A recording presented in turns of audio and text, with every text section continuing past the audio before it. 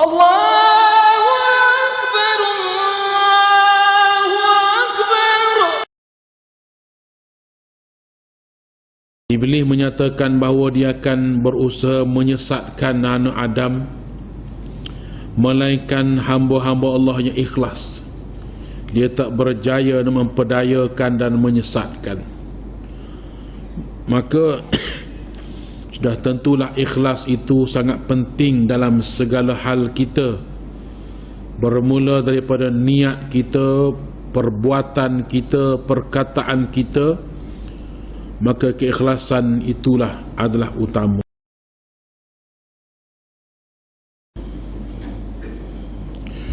Assalamualaikum warahmatullahi wabarakatuh. Bismillahirrahmanirrahim. Alhamdulillahi rabbil alamin. Wassalatu wassalamu ala rasulillah wa ala alihi wa sahbihi ajma'in. Rabbi syrah li sadri wa yassir li amri wahlul 'uqdatam min lisani yafqahu qawli. Subhanaka la ilma lana illa ma 'allamtana innaka antal alimul hakim. Wala hawla wala quwwata illa billahil aliyyil azim. Muslimin muslimat yang dirahmati Allah, alhamdulillah kita bersyukur pada Allah. Allah Ta'ala mengizinkan kita hadir ke masjid pada malam ini dan memberikan kelapangan kepada kita hingga dapat kita duduk dalam masjid. Jangan lupa kita niat beriktikaf dalam masjid. Nawaitul i'tikafa fi hadzal masjid lillahi ta'ala. Saja aku beriktikaf dalam masjid kerana Allah Ta'ala. Baik tuan-tuan muslimin muslimat dirahmati Allah, kita lihat beberapa hadis Nabi sallallahu alaihi wasallam berkaitan dengan keikhlasan, yang mana sifat ikhlas ini sangat penting, sehingga kan Iblis menyatakan bagaimana dinyatakan oleh Allah Ta'ala, illa ibadakal mukhlasin. Iblis menyatakan bahawa dia akan berusaha menyesatkan anak Adam, melainkan hamba-hamba Allah yang ikhlas. Dia tak berjaya memperdayakan dan menyesatkan. Maka sudah tentulah ikhlas itu sangat penting dalam segala hal kita, bermula daripada niat kita, perbuatan kita, perkataan kita. Maka keikhlasan itulah adalah utama. Ani bin Abbas radhiyallahu anhuma anin Nabi sallallahu alaihi wasallam fima yarwi an Rabbih azza wa jalla qala inna Allah azza wa jalla kataba al-hasanati was-sayyi'at thumma bayyana dhalik faman hamma bihasanatin falam ya'malha katabaha Allahu lahu 'indahu hasanatan kamilah wa in hamma biha wa amilaha katabaha Allahu lahu 'indahu 10 hasanatin ila 700 dhi'fin ila ad'afin katsirah wa man hamma bi sayyi'atin falam ya'malha katabaha Allahu lahu 'indahu hasanatan kamilah fa in huwa hamma biha fa'amilaha katabaha Allahu lahu sayyi'atun wahidatun. Dari Abdullah bin Abbas radhiyallahu anhuma meriwayatkan bahawa Nabi sallallahu alaihi wasallam bersabda, Allah Ta'ala menyuruh para malaikat menulis keputusannya mengenai dosa dan pahala. Kemudian dia menerangkan secara terperinci sesiapa yang berniat untuk melakukan kebaikan, kemudian kerana sebab-sebab tertentu dia tidak dapat melakukan kebaikan, dia tidak dapat melaksanakannya, maka Allah Ta'ala akan tuliskan untuknya satu pahala yang sempurna. Jika dia berniat untuk melakukan kebaikan dan dia dapat melaksanakannya, maka Allah Ta'ala akan tuliskan untuknya daripada 10 pahala sehingga 700, bahkan lebih daripada itu berkali-kali ganda lagi. Sebaliknya, sesiapa yang berniat untuk melakukan kejahatan kemudian dia tidak melakukannya, maka Allah akan tuliskan untuknya satu pahala yang sempurna dengan alasan bahawa kerana takutkan Allah dia tidak melakukan kejahatan itu. Dan jika dia berniat untuk melakukan kejahatan dan dia melakukannya, maka Allah akan tuliskan untuknya satu dosa sahaja. Hadis riwayat Al-Bukhari. Ibni Abbas, maknanya Abdullah bin Abbas radhiyallahu anhuma. Abbas bin Abdul Muttalib adalah bapa saudara kepada Nabi sallallahu alaihi wasallam. Dan Abbas ialah salah seorang daripada bapa saudara Nabi yang memeluk Islam. Antaranya Hamzah bin Abdul Muttalib peluk Islam. Maka Abdullah bin Abbas ini salah seorang daripada 3 orang Abdullah yang disayangi oleh Rasulullah. Salah seorang daripada 3 orang Abdullah yang banyak ilmunya. Antaranya Abdullah bin Abbas, Abdullah bin Mas'ud dan Abdullah bin Umar. Ini 3 orang pemuda yang banyak meriwayatkan hadis dan alim. Abdullah bin Abbas ini antaranya alim dalam bab ilmu ta'wil, ilmu tafsir. Ada tafsir Ibni Abbas, itu Abdullah bin Abbas. Dia di antaranya orang yang didoakan oleh Nabi sallallahu alaihi wasallam. Antara doa baginda, Allahumma faqihhu fid din wa 'allimhu ta'wil. Dan kita boleh bacakan doa ini kepada anak-anak kita, cucu kita dan kepada sesiapa sahajalah. Tuan-tuan pergi ziarah ataupun pergi tengok saudara kita yang dapat baby, dapat cahaya mata, jangan pergi tengok saja comelnya budak ni begini-begini, bahkan doalah kan dia. Antara doanya Allahumma faqihhu fid din wa 'allimhu ta'wil. Bacakan doa kepada bayi itu, di samping duk tengok tu baca doa supaya bayi itu membesar dalam keadaan yang bersih, ataupun membesar dia dalam keadaan ketaatan pada Allah. Allahumma faqihu fid din, ya Allah jadikan bayi ataupun kanak-kanak ini bijak dalam masalah agama, faham masalah agama. Wa 'allimhu ta'wil, dan ajarkan kepadanya ilmu ta'wil Al-Quran, ilmu tafsir Al-Quran. Maka para ulama menyatakan bahawa dengan keberkatan doa Rasulullah itu, maka Ibni Abbas menjadi seorang yang alim ataupun tahu dari asbabun nuzul dan tafsir Al-Quran. Umar Al-Khattab radhiyallahu anhu menyatakan bahawa setelah kewafatan Nabi sallallahu alaihi wasallam, apabila kami menghadapi masalah tentang tafsiran Al-Quran, kami akan pergi jumpa dengan Ibni Abbas.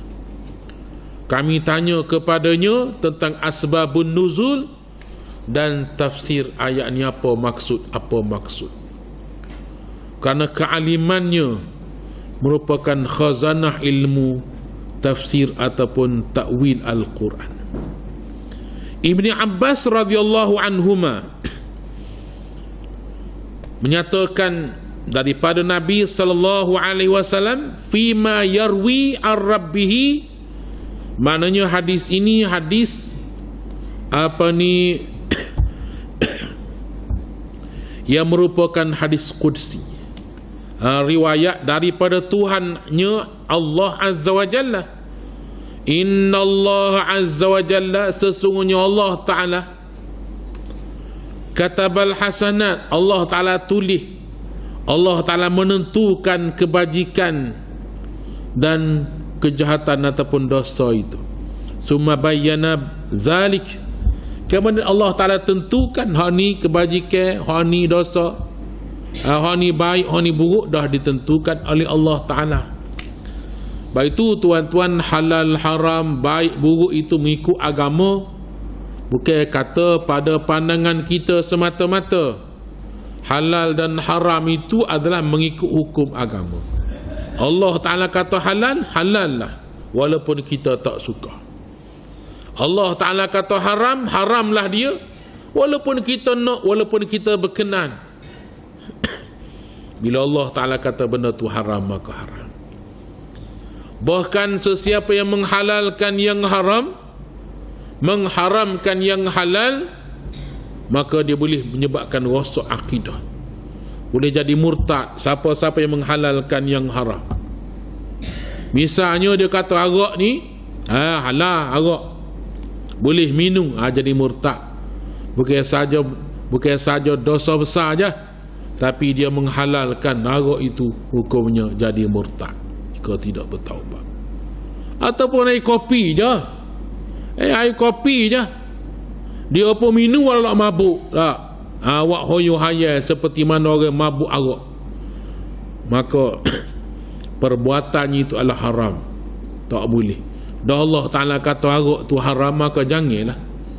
Air sejuk pun duk anggap arak, air kopi pun kamu anggap arak, teh pun kamu anggap arak minum, maka itu hukumnya haram. Jangan dipersenda-sendakan hukum akal. Baik. Allah Ta'ala dah tentu dah hak halal halal, hak haram haram. Wa bayyana zalik, dan Allah Ta'ala dah tentu dah. Bahkan ada malaikat yang mencatat. Malaikat yang mencatat amal soleh ialah raqib, duk balik kanan. Dan malaikat yang mencatat dosa ini atid, duk balik kiri. Sudah ada dah, Allah Ta'ala tentukan dah, dan rekod amalan sudah ada masing-masing, ditulis dan ketetapan daripada Allah Ta'ala. Malaikat tak pandai-pandai tulis kata ni halal haram. Tak, dia ikut ketentuan Allah Ta'ala. Setiap perkataan malaikat dah tahu dah, hak ni halal, hak ni haram, hak ni bajikan, hak ni dosa. Apatah lagi perbuatan seseorang. Jadi Allah Ta'ala dah tentukan dah hasanah dan sayyiat itu. Kemudian Allah Ta'ala jelaskan melalui lisan Nabi sallallahu alaihi wasallam, al-halalu bayyinun wal haramu bayyinun wa bainahuma umurun mustabihat. Nabi dah beritahu hak halal jelas, hak haram jelas. Tapi ingat kata Nabi, antara dua ni ada perkara mustabihat, benda tasyabuh, benda yang meragukan kamu. Maka sesiapa yang meninggalkan benda syubhat itu, maka dia selamat daripada terjatuh ataupun terjerumus ke lembah yang diharamkan. Baik ingat, kalau benda syubhat baik tak sah, benda ni halal aku haram, boleh kau tak boleh, baik kita tinggal, ambil yang tentu halal, yang tentu bersih. Baik tuan-tuan muslimin muslimat dirahmati Allah. Faman hamma bihasanatin falam ya'malha, katabahallahu lahu indahu hasanatan kamilatan. Sesiapa yang hamba ini bercita-cita, dia tanam cita-cita sungguh-sungguh mana, dia nak buat kebajikan, nak buat amal soleh, falam ya'malha, tiba-tiba kerana satu keuzuran, sesuatu keuzuran yang menghalang dia daripada buat kebajikan, dia memang niat nak buat dah bajikan itu, tiba-tiba terlupa ke, tertidur ke, ada masalah lain ke, tak dapat nak buatlah kebajikan itu, katabahallahu lahu indahu hasanatan kamilah. Allah Ta'ala tulis dah boleh pahala sempurna, boleh pahala sempurna, dapat dah pahala. Fa in hamma biha wa amilaha katabahallahu lahu indahu 10 hasanati ila 700 dhi'fin ila ad'afin kasirah. Sesiapa yang niat nak buat kebajikan, dia niat dah buat bajikan dan dia boleh buat bajikan itu, Allah permudahkan. Niat nak buat bajikan, tiba-tiba dia boleh buat, Allah Ta'ala permudahkan urusan itu, maka Allah Ta'ala tulis pahala 10 kali ganda, ila 700 dhi'fin, hingga 700 kali ganda, ila ad'afin kasirah, Allah Ta'ala boleh gandakan lagi, lebih lagi, bukan setakat hak 700 kali ganda, bahkan Allah Ta'ala boleh gandakan banyak lagi daripada itu, berdasarkan atas keikhlasan niat kita. Niat sungguh-sungguh dah nak buat bajikan, tiba-tiba ada penghalang, terhalang, tak boleh buat bajikan itu, maka boleh pahala dah, satu pahala yang sempurna. Kalau boleh buat hak kita niat itu, maka Allah Ta'ala gandakan 10 kali ganda hingga 700 kali ganda, bahkan lebih lagi daripada itu. Wa man hamma bi sayyi'atin falam ya'malha katabahallahu lahu indahu hasanatan kamilah. Sesiapa yang bercita-cita ataupun tanamkan semangat ataupun tanamkan cita-cita, keinginan dia nak buat dosa, nak buat dosa, tiba-tiba dia tak dapat laksanakan dosa tu, benda dosa tu dia tak boleh buat. Memang dia nak buat dah, tetapi ada masalah lain mari mikir semula, tak jadi buat, ataupun ada penghalangnya, tak jadi buat, maka dia dapat pahala dah, satu pahala kebajikan. Allah Ta'ala berikan satu kebajikan sebab dia tak jadi buat dosa saat ni. Fa in huwa hamma biha fa'amilaha katabahallahu lahu sayyi'atan wahidah. Tapi kalaulah dia buat dosa, niat nak buat dosa, tiba-tiba dia boleh buatlah dosa itu, maka Allah Ta'ala tuliskan dosa untuknya satu dosa ataupun setimpal dengan perbuatan, tak diganda sebagaimana amal soleh. Amal soleh Allah Ta'ala gandakan sehingga 700 kali ganda, tetapi dosa ni tidak digandakan, tidak berlipat kali ganda, tidak. Subhanallah. Ini salah satu hadis yang menggambarkan bahawa betapa Allah Ta'ala sangat pengasih dan penyayang. Allah Ta'ala nak galakkan kita ni supaya kita berazam buat baik. Di samping berazam itu dan kita berusaha ke arah kebaikan itu, kena ada usaha. Ada lagi hadis yang berkaitan dengan ini, riwayat daripada Imam Tirmizi, yang mana Nabi SAW menyatakan bahawa di dunia ini terdiri daripada 4 golongan manusia. Ada orang yang Allah Ta'ala berikan ilmu kepadanya, yang dia dengan ilmu itu dia menyampaikan ilmunya, dia beramal dengannya, dan dia dapat pahala banyak. Nyampaikan ilmu ni dan menyampaikan dakwah itu besar dah pahala. Orang lain amalkan apa yang diajarkan itu, maka berganda-ganda pahala dapat kepadanya. Maka dia dapat kebajikan berterusan sampai ke alam barzah. Dia mati pun masih lagi sampai pahala kepadanya. Yang kedua, orang yang tak ada ilmu,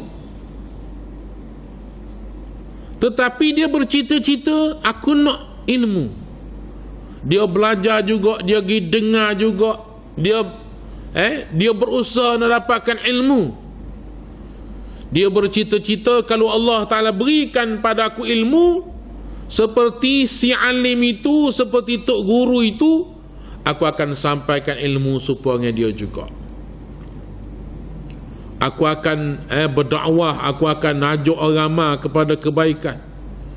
Maka kedua-dua ni kata Nabi sama pahala dia. Subhanallah. Ada satu lagi, ialah orang yang diberikan harta benda. Harta benda yang banyak, lalu dia pun buat kebajikan. Dia derma sana, derma sini, bajikan sana, bajikan sini, berbagai-bagai kebajikan dia buat. Orang kaya dermawan yang pemurah.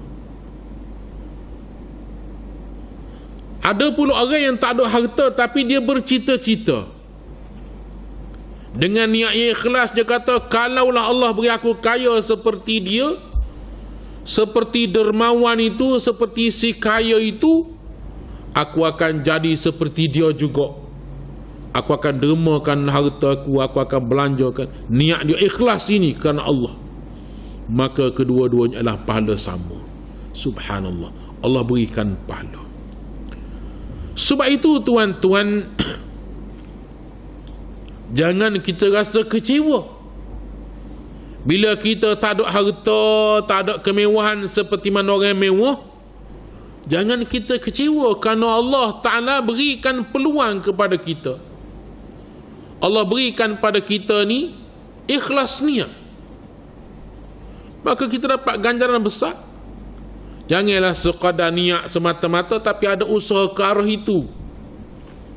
Dan Allah Ta'ala tahu hati kita niat macam mana. Jadi hadis ini, dua buah hadis ni, ni riwayat daripada Al-Bukhari dan riwayat daripada Tirmizi tadi adalah galakkan supaya kita buat bajikan.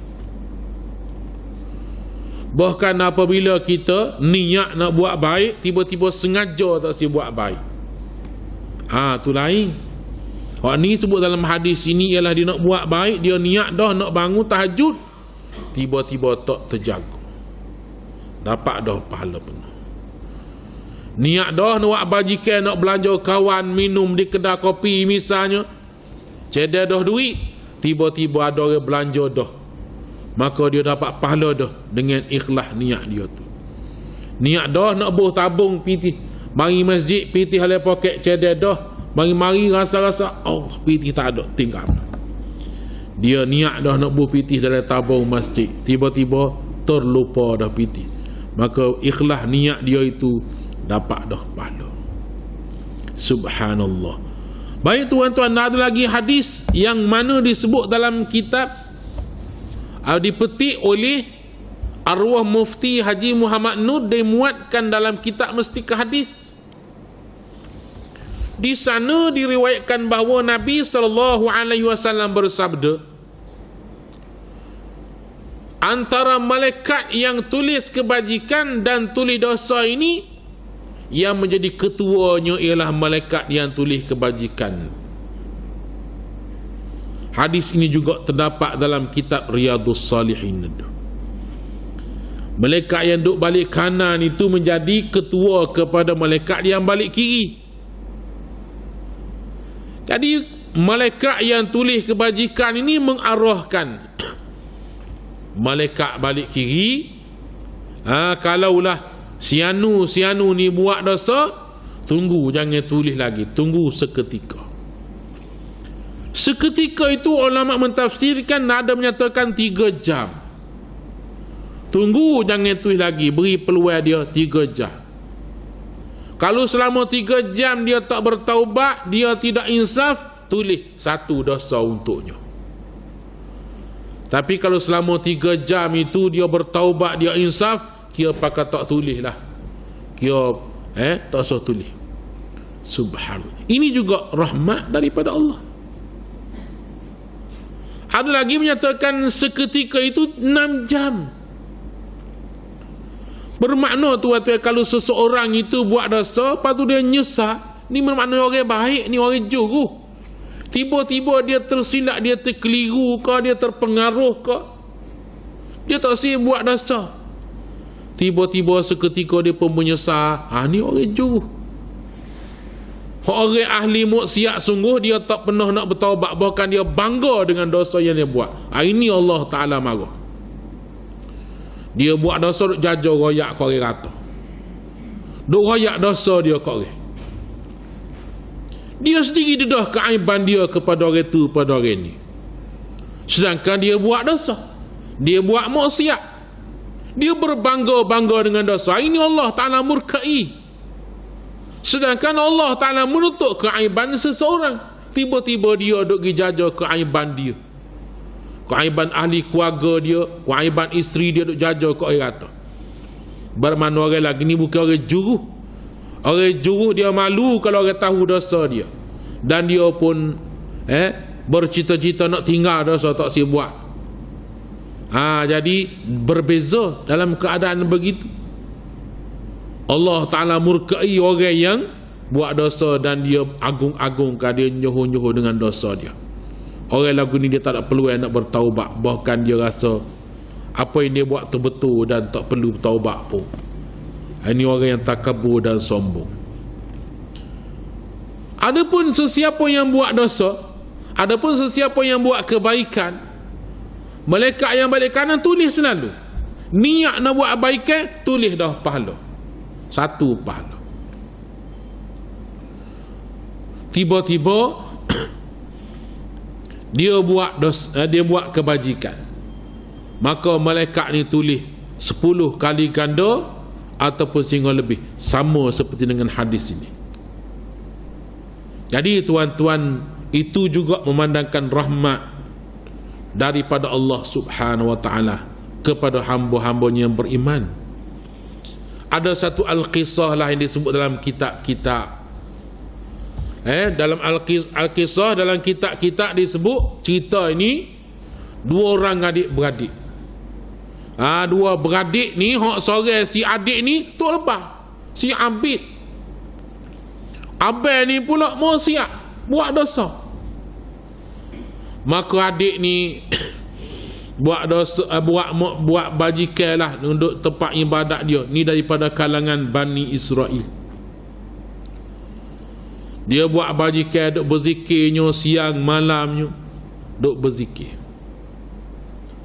Tiba-tiba satu masa syaitan mari bisikkan pada dia, mu ni duk mengatik siang malam, tak keluar dengan masyarakat luar ni mu ni. Acugi kat tubik dekat abang mu nu. Abang nu berkepit dengan perempuan lah berapa nu. Acugi cari dekat keseronokan dunia ni kata. Duk ada apa ni tempat mengatik, duk bersela semacam ni, kamu tinggal dunia, tinggal kenikmatan dunia ni. Mari bisikan syaitan. Ya juga dia kata, aku tak kenal dunia luar, duduk main ngatik semacam ni. Aku nak pergi ke abang aku, aku nak jadi, nak teraminu arwah kita. Aku nak pergi teram berjoli supaya abang aku kita. Dia main begitu. Tiba-tiba si abang nu pula, dia telah mula mendapat hidayah. Dia terfikir, aku ni banyak dah dosa aku buat. Siang malam aku dosa. Aku nak bertaubat dah, aku nak pergi jumpa dengan adik aku. Biar supaya adik aku ni bimbing aku ke jalan yang benar. Aku tak sedia buat dosa, aku nak berhenti. Jadi terserempuk. Abang dia benar nekat dah nak tinggal dah segala dosa ni, nak pergi jumpa dengan adik, nak belajar ilmu akhirat dah, nak belajar ibadat dah. Dia pun pergi duduk kindak-kindak dekat dengan tempat ibadat adik dia ni. Kalau kita kata dekat jendela lah, nak naik nak ikut depan pun malu ikut jendela lah malam tu. Duk tunggu kat jendela nak jumpa dengan adik dia. Sedangkan adik dia bersiap-siap nak pergi buat maksiat. Siap-siap dengan buat maksiat. Kalau kita kata kat selama ni dengan jubah ke pecah jubah, sauk seluar pendek lah berapa umpama, sesuai dengan pergi tempat maksiat. Siap dah pakai pergi ikut jendela, terjun ikut jendela, tipu atas habis dia. Habis duk nunggu nak naik. Bertipu situ, mati kedua-duanya. Sampai ajal maut kedua-dua, mati. Subhanallah. Lalu malaikat mari, si adik ni diheret ke neraka. Si abangnya dibawa ke syurga. Subhanallah. Ini dari cerita Israel, daripada kalangan Bani Israel. Dan boleh kita bercerita tentang cerita Bani Israel memandangkan ada hadis Nabi SAW menyatakan wahaddisu an Bani Israel, dan berkisahlah kamu, berceritalah kamu tentang cerita-cerita daripada kalangan Bani Israel. Cuma jangan cerita Israiliyat itu tak boleh lah. Israiliyat itu orang Israel tambah-tambah, lampau-lampau. Ada Ibni Katsir senaraikan di antara kisah-kisah Israiliyat dalam kitab-kitab tafsir. Adapun tuan-tuan, kita dengar cerita bagaimana orang daripada kalangan Bani Israel dia bunuh 100 orang dah. Dia bertaubat, itu juga cerita Bani Israel. Boleh ada dalam hadis, Nabi pun beritahu kisah itu. Dia bunuh 100 orang, dia bertaubat. Akhir sekali dia pergi jumpa dengan orang alim. Mula-mula dah bunuh 99 orang. Kemudian dia rasa nak bertaubat, pergi jumpa dengan si Abid. Abid kata, bunuh 99 orang, ramah dah mu ni. Tuhan tak terima dah taubatmu. Nyambil golok jaknya tikai kau itu. Sebab you nak taubat dah kau ini kata Tuhan tak terima taubatmu dah. Bunuh 99 orang. Dia pun bunuh pula si Abid itu cukup 100. Tapi jiwa dia memberontak nak bertaubat lagi. Siapa aku nak jumpa dengan siapa ni untuk bimbing aku nak bertaubat. Dia pergi jumpa orang alim. Orang alim kata Allah terima taubat walaupun banyak mana sekalipun. Asalkan kamu bertaubat sungguh-sungguhlah kepada Allah. Ya, saya benar-benar setuju dah, saya nak taubat sungguh-sungguh. Baik, kalau kamu nak bertaubat sungguh-sungguh, kamu kena tinggal kampung halaman kamu. Kamu kena pergi ke tempat di sana ramai orang soleh, ramai orang ibadat. Ya, saya setuju. Kamu tinggalkan kawan-kawan lama kamu itu kerana kawan-kawan itu mempengaruhi kamu kepada kejahatan. Ya, setuju. Dia pun ambil galas bungkus pergi berjalan, nak pergi ke tempat orang soleh. Kita kata nak pergi pondok, nak pergi tempat ramai orang soleh, nak belajar di sana. Sampai di tengah-tengah jalan mati situ. Lalu malaikat rahmat turun nak bawa dia ke syurga ataupun nak bawa ke tempat rahmat, tempat nikmat. Malaikat azab pun turun nak heret dia ke tempat azab. Bertelingkahlah dua tu. Malaikat nak bagi tempat rahmat, dia kata orang ni dia bertaubat dah. Dia dah pergi dah nak bawa nak bertaubat dah ni dalam perjalanan. Malaikat azab kata dak, dia tak sampai lagi tempat nak pergi. Dia masih lagi belum lagi buat amal apa-apa amalan. Aku nak bawa dia ke neraka. Allah Ta'ala mengutuskan satu malaikat yang mengadili, yang jadi pengadil. Dua ni bertelingkah. Malaikat yang menjadi hakim ini kata ukur pada rumah dia, tempat dia mati, dan tempat mati ni tempat dia nak pergi mana dekat. Ukur hanya sejengkal saja dekat dengan tempat nak pergi.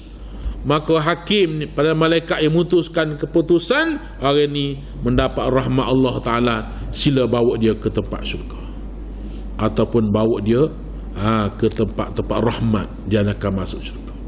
Subhanallah. Jadi beberapa kisah ini jelas kepada kita bahawa niat bukan main-main.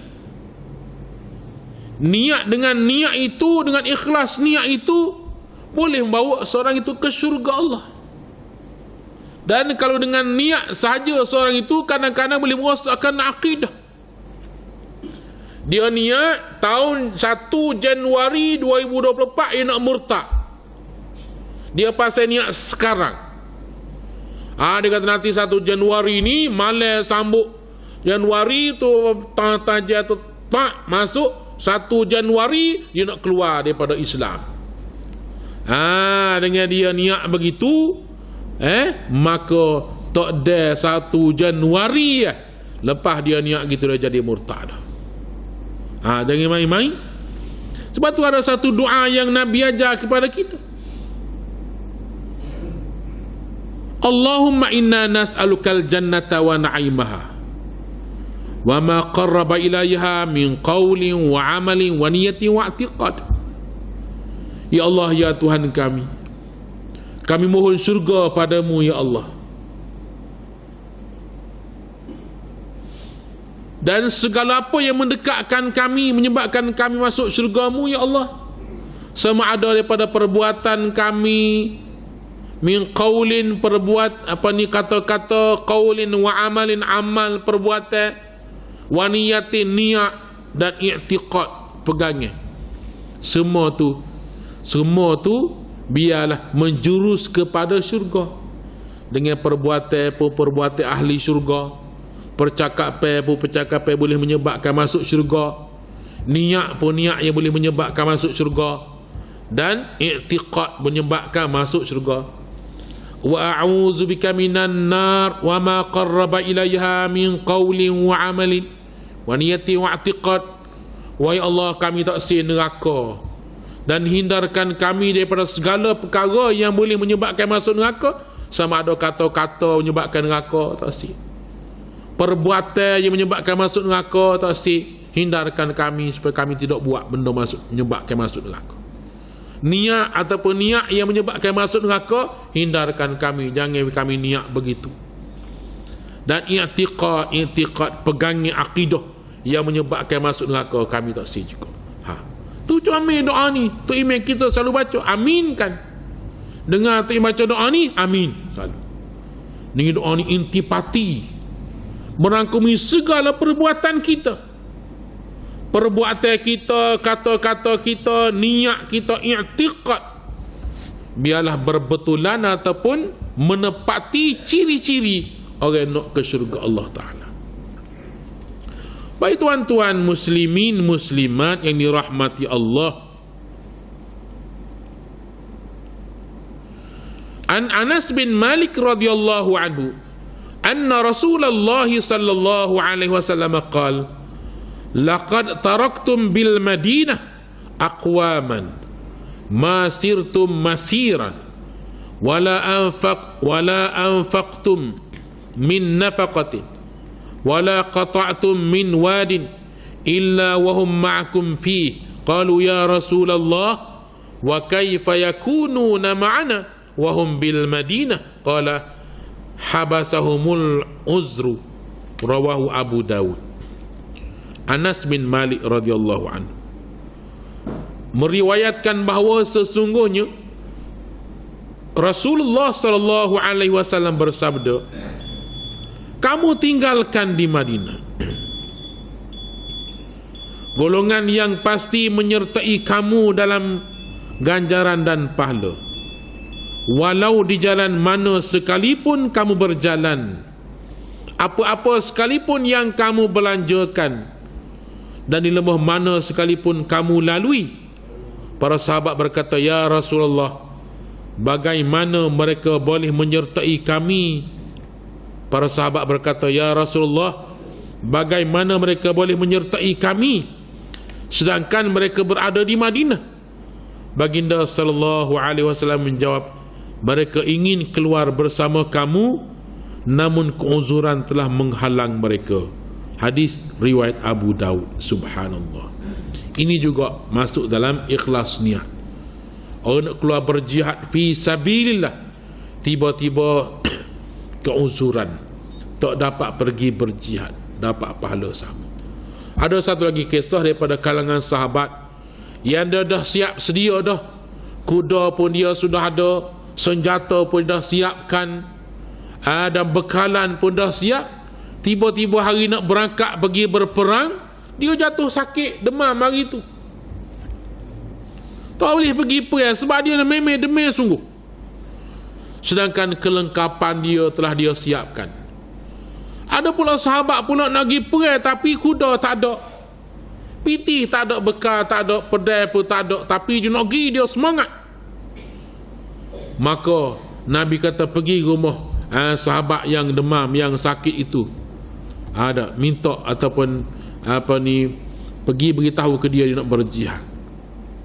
Pergi rumah sahabat yang demam yang tak dapat pergi jihad itu, dia pun berikan kuda dia, senjata dia, bekalan dia, semuanya kawai itu. Maka orang ini gunakan kuda dia, guna pedang dia untuk berjihad, guna bekalan makanan dia sediakan. Nabi kata kedua-duanya boleh pahala penuh serupa belaka. Hak sakit di rumah pun, walaupun dia tak boleh pergi perang, tapi kuda dia digunakan untuk berjihad fi sabilillah. Bekal makanan dia digunakan oleh sahabat dia untuk berjihad, maka pahala dua-dua ni sama dapat. Bukan bagi dua dah, sama dapat. Itu juga tuan-tuan sentiasa mari masjid. Ahli masjid, memang jemaah masjid tuan-tuan.